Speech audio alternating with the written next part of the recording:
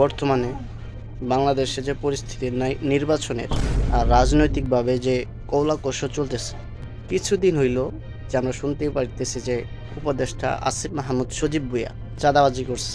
তো এক ছেলে লাইভে এসে কথা বলল, আসিফ মাহমুদ সজীব ভুঁইয়া চাঁদাবাজির সাথে জড়িত। এই প্রশ্নের উত্তর দিতে গিয়ে আসিফ মাহমুদ সজীব ভুঁইয়া বলে, আমি এই চাঁদাবাজির সাথে জড়িত না।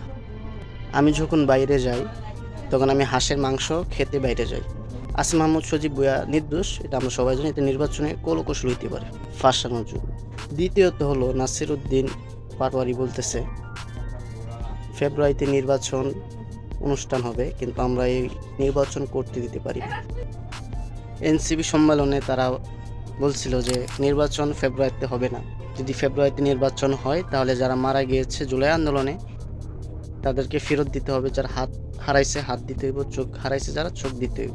যদি দিতে পারে তো ফেব্রুয়ারিতে নির্বাচন করুক, ইলেকশন করুক, ছাড়া নির্বাচনের কথা মুখে শোভা পায় না। এই কথার কাউন্টার প্রশ্ন করলো সালাউদ্দিন আহমেদ, বিএনপির বড় কর্মকর্তা, রাজনৈতিকবিদ। ওই কয় যে যারা নির্বাচনকে বন্ধ করতে চেষ্টা করতেছে তারা রাজনৈতিকভাবে তারা মাইনাস হয়ে যাবে, অর্থাৎ বোঝাইলো যে এনসিপি বাংলাদেশে নির্বাচন করতে পারবে না। সাগর।